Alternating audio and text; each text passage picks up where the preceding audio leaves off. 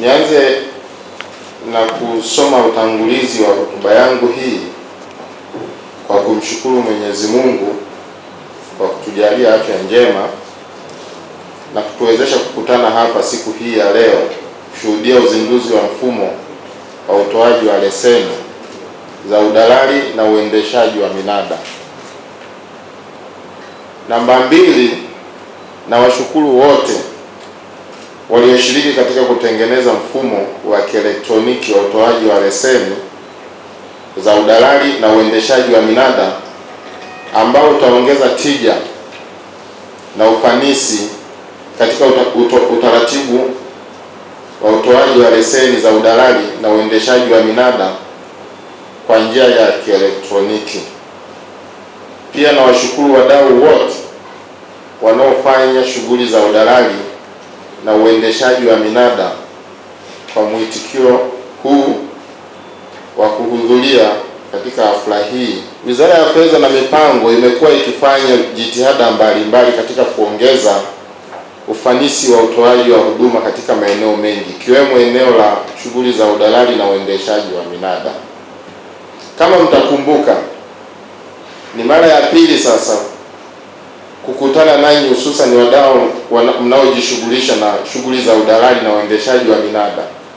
Kwa mara ya mwisho, uongozi wa Wizara ya Fedha na Mipango ulikutana nanyi jijini Dodoma mwezi Mei mwaka 2018 wakati wa ukusanyaji wa maoni ya wadau kuhusu mapendekezo ya marekebisho ya sheria ya waendesha minada ya mwaka 1928. Kwa umri huo, sidhani kama kuna mmoja wetu hapa alizaliwa miaka hiyo. Hayupo, ni wa kutafuta. Mwaka 1929 na mwaka 1961, kipindi tunapata uhuru, sheria tunayoitumia ya mwaka 1928, niseme 2928, ni ya zamani mno, imepitwa na wakati, haifai tena kwa mazingira ya sasa. Kwa hiyo serikali kupitia Wizara ya Fedha na Mipango imeamua kwa maksudi kuhuisha. Uwezo ukalinganisha udalali na kupigisha minada iliyokuwa ikifanyika mwaka 1928 na mwaka 2020, vitu viwili tofauti.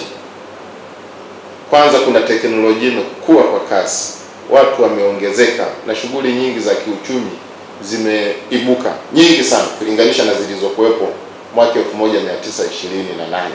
Kwa hiyo kuna ulazima, na tulikuwa tumechelewa sana.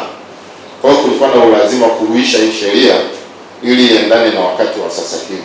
Kwa hiyo kilichofanyika ni zoezi sahihi, na ndio maana wadau hawa tulikowakaribisha ili tuihuishe sheria hii waliitikia mwito huo na wakashiriki kikamilifu na wakatoa maoni yao, kwa sababu wao ndio wanaoenda kutekeleza sheria hiyo.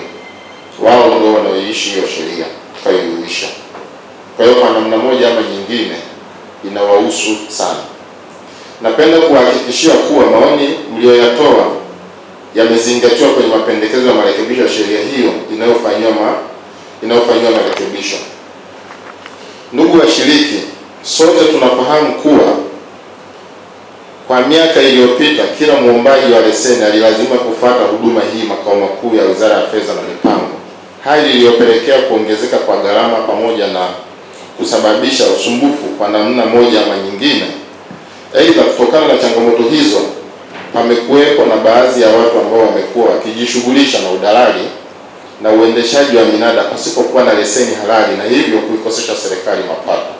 Na kwenye eneo hili naomba niwajulishe, anayesimamia na wanaita kuregulate, sijui ndio kufanyeje kwa Kiswahili kizuri, anayesimamia sekta hii ya udalali na uendeshaji wa minada kwa sheria na kanuni zake kwa niaba ya serikali ni Wizara ya Fedha na Mipango. Pakitokea kuna madalali feki na minada feki na watu wanaoendesha minada na kufanya shughuli za udalali pasipokuwa na leseni, watuhumiwa namba moja wa kutoisimamia sekta vizuri ni Wizara ya Fedha na Mipango. Sasa mimi kama katibu mkuu Wizara ya Fedha na Mipango, kwa dhamana niliyopewa, sipo tayari kwa namna yoyote ile kuhukumiwa kisa nimeshindwa kuisimamia sekta hii. Naomba niwajulishe wadau wote wakiwemo madalali na waendesha wa minada, na bahati nzuri wakubwa wao tuko nao hapa mbele, kuwa ujumbe wa leo ni ujumbe maalum kupitia mimi kwa niaba ya Mheshimiwa Waziri wa Wizara ya Fedha na Mipango na serikali kwa ujumla yake, kuwa sijui ni kuanzia kesho au tuseme kuanzia baada ya kikao hiki tutakuwa wakali kuliko kawaida. Yeyote tutakayemkutiliza, serikali iko sehemu zote, tutatumia nafasi yetu wajua hao wote, kwa sababu ukiwa dalali mtaani, mimi mwenyewe nimeishi huko mtaani, ninakujua na pengine niko huko mtaani.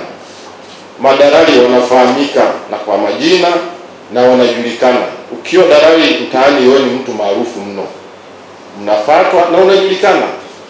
Tukikukutiliza una leseni, utambuliki na sisi, kinachofuatia sio kuhurumiana, ni kushughulika na wewe hapo hapo. Tutakuwa wakali sana.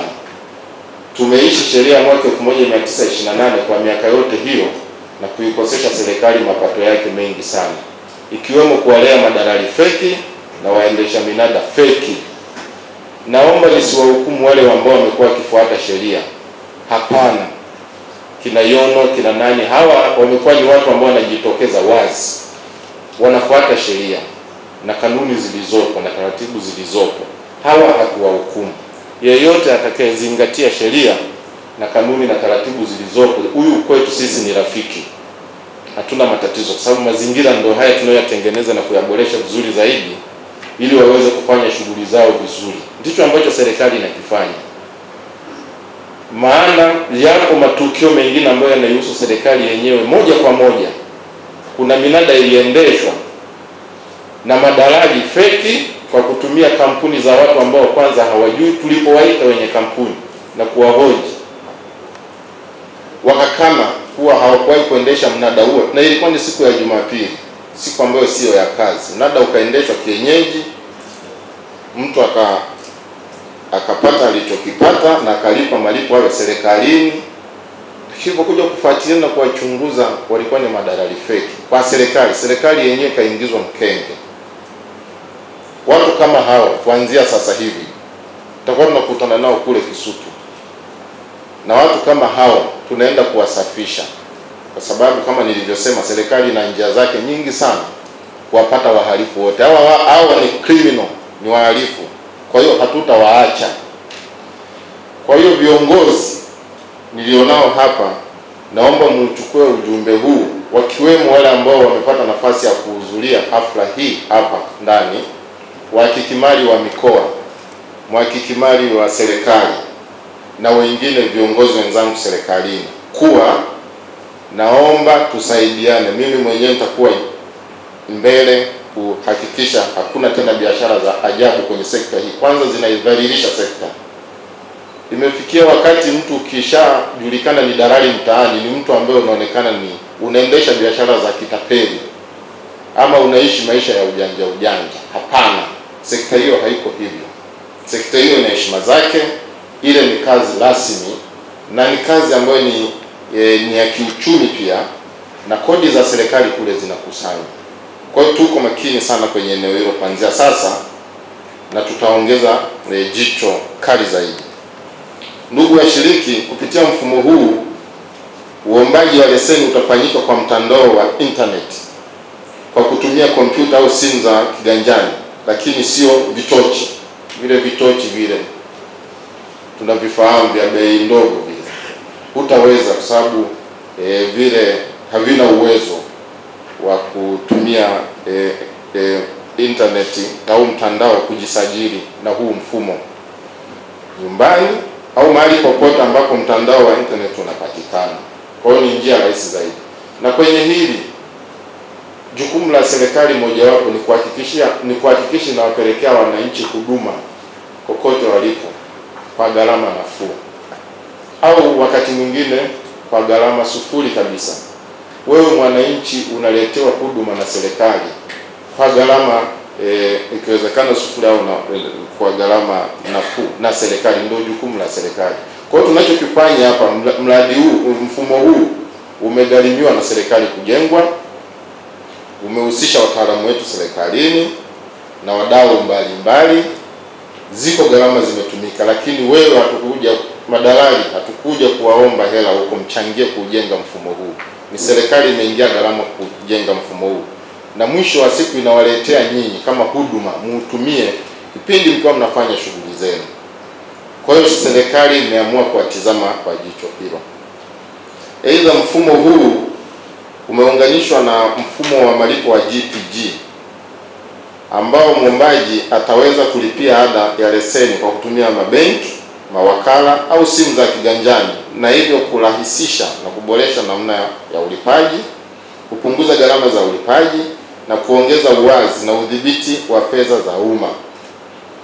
Zamani ukienda kulipa leseni ya udalali ama kuendesha minada, unalipa kule, naweza kulipa kwa mhakiki mali wa serikali mkoa au makao makuu huku, na hapa tumeambiwa ni makao makuu tu kwa sababu ya kucontrol. Leo hii ukiwa huko ukalipa kwa kutumia simu ya kiganjani, ukiacha vitochi, naomba nirudie hapo, sio vitochi, zile za kiganjani, zile zinaitwa smartphone, jina lake nisije nikakosea hapa. Uko uliko, uwe Katavi, huku sisi Wizara ya Fedha na Mipango Dodoma tutaona. Uwe wapi, ni kama tunavyofanya sasa hivi malipo kwa mtandao, malipo ya serikali kwa mtandao, hii GPG. Unalipa, Wizara ya Fedha hapo hapo inaona. Hela zimeenda TBA, zimeenda TBS, zimeenda wapi, TRA, sisi huko hazina tunaziona. Inaturahisishia sisi pia hata kufuatilia hela ya serikali iko wapi, na kama iliingia serikalini imetumika wapi, ama imefuata utaratibu wa matumizi ya hela za umma. Kwa hiyo tutaziona. Hiyo kwanza ni control mojawapo. Lingine, wewe mtu wa Katavi upaswa kuja Dodoma, unakuja kufanya nini? Nenda kwenye internet cafe kama ziko kule, au una simu hiyo niliyosema kiganjani, smartphone. Unalipia hapo hapo ulipo. Ondoa kabisa gharama na ajali na mambo mengine ya wewe kusafiri mpaka Dodoma kutoka Katavi ama Sumbawanga, unakuja kulipa leseni. Kwa hiyo tunaondoa kabisa usumbufu huo, na hicho ndicho tunachokiita serikali kupeleka huduma bora kwa wananchi wake. Hiyo ni sehemu ya huduma bora ambazo serikali inazipeleka kwa wananchi wake.